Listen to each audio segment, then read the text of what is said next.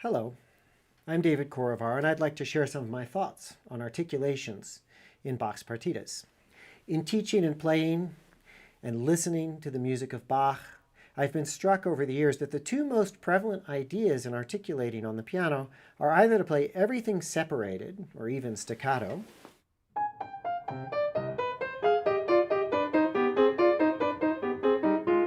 or everything in a kind of undifferentiated legato.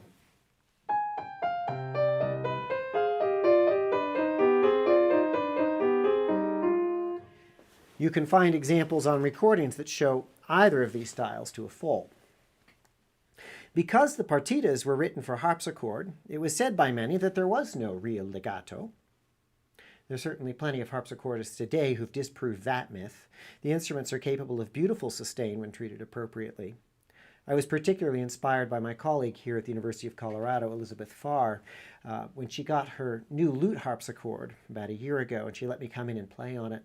And this is an undamped harpsichord. It has a very beautiful, sustaining sound.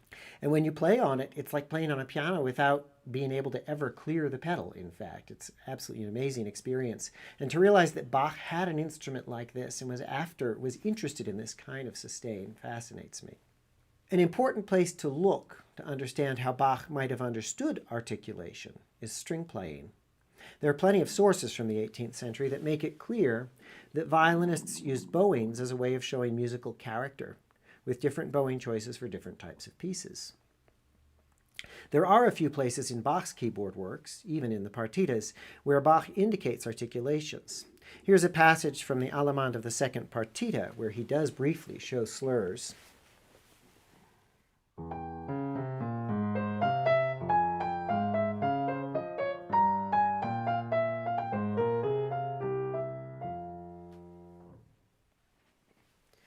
These occasional slurs reflect the same practice as the slurs that Bach uses much more systematically in much of his violin writing. Here's an example of the Allemande from the D minor violin partita. This is the score, and you can see here all the slurs written in.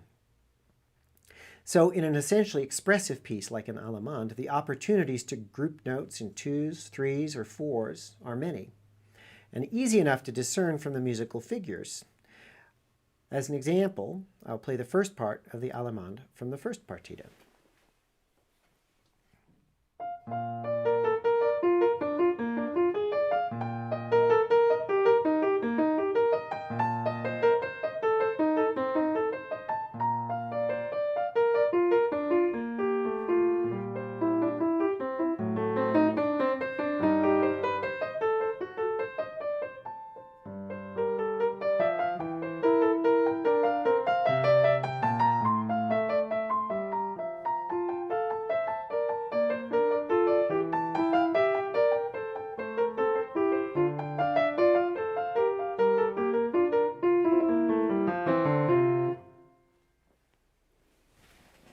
And here, an example that's a little bit more expressive, a passage from the Sarabande of the second partita.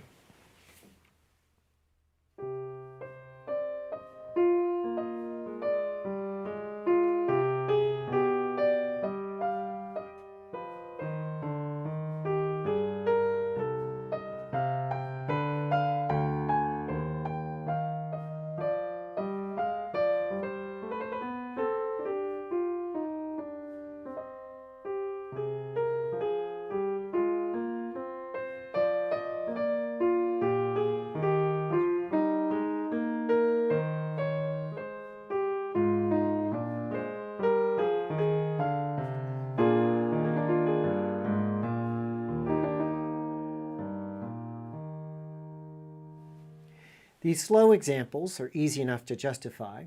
The choice of slurring can bring out the expression of the music without resorting to a style of dynamic shaping that seems inappropriate to both the period and the instruments for which Bach wrote. In a faster example, the use of the short slurs can also amplify the lively character, as in this example from the aria of the fourth partita.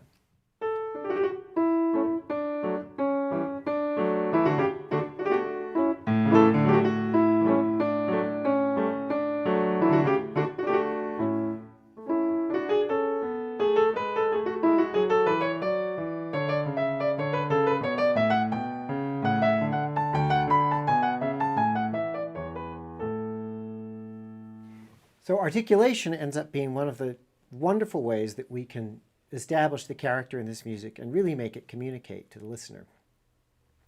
I hope you enjoyed spending a little time with this music, and I hope you have the opportunity to hear more of it. Thank you so much.